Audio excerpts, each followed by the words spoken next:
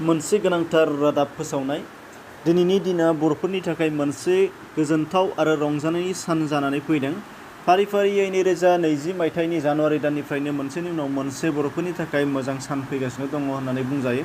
दा बे बेलायावहाय मानो बुंनाय जादों बेखौ फिन खेबसेबाव नोंथांमोननि सिगाङाव बुंफिननानै होनो लानाय जादों जे बर'फोरनि गोजामथार दाबि बड'लेण्ड सोमावसारनाया सिगांनिफ्रायनो बेसेबांबा गोबाव जाबोबायमोन। बेनिफ्राय BSc, BTC आरो दा फैनानै BTR थांनाय 27 जानुवारि खालि एग्रिमेन्ट खालामनाय जादोंमोन।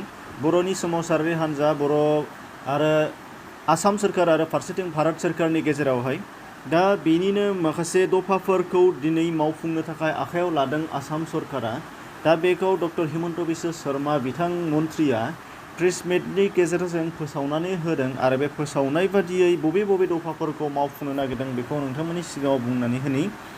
सिगाङाव अदेबानि मोनसे भिडिअ'आव बुंखानाय जाबायमोन। दा बे फार्स्टआव नुगोन हमनानै 3.3 दफानि एकर्डनि दफा बादि 3.3 नि आवथायाव थानाय BTAD एबा BTC खौ मुं सोलायनानै BTR खालामनाय, 5.1 दफायाव थानाय बड' कछारी वेलफेयार अट'नमास काउन्सिलखौ दाफुंनाय, 6.2 आव थानाय बर' रावखौ आसामनि फोनांजाब राव अदेबानि एस'सिएट लेंगुवेज हिसाबै अफिसियेल लेंगुवेज हिसाबै बाहायनाय बेखौ मावफुंनाय। बेनिफ्राय मोनसे गोनांथारा दङ BTR गोरोबथानि 3.2 दफानि आवथायाव थानाय आसामा कमिसन दानाय। दा बे कमिसन दानायनि बेलायावहाय बबेयाव सोर बिथांमोनखौ कमिसननि सोद्रोमा हिसाबै थिसननाय जादों बेखौ गोबांनावनो सोंथि सिखारदों जानो हागौ। दा बे बेलायाव नोंथांमोननि सिगाङाव दिन्थिनानै होनो कमिसननि बेलायावहाय फारियै सोर दङ नोंथांमोना मिथिनानै लानो हागोन। गिबियाव दङ PP बार्मा, बिथाङा IAS फर्मार चिफ सेक्रेटारि आसाम।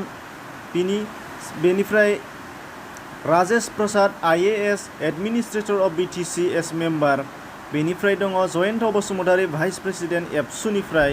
बेनिफ्राय दालिम भयान, बिथाङा ससियेल वार्कार उदालगुरि। बेनिफ्राय बिथाङा सासे मेम्बार हिसाबै बेखौ मोननाय जादों।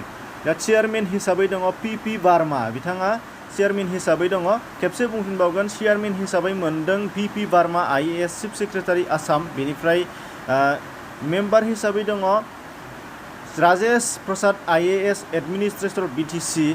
बेनिफ्राय दंबावो मेम्बार हिसाबै दंबावो जयन्त बसुमतारी भाइस प्रेसिडेन्ट दुलाराय बर' फरायसा आफादनिफ्राय। बेनिफ्राय दंबावो सासे मेम्बार हिसाबै दालिम भयान, बिथाङा जाबाय ससियेल वार्कार हिसाबै बिथाङा मोननो हानाय जादों। दा बियो जोंनि थाखाय गोजोनथाव।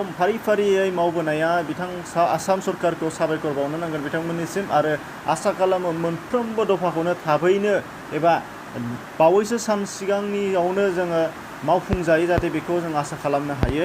एसेनोसै, गोजोन्थों।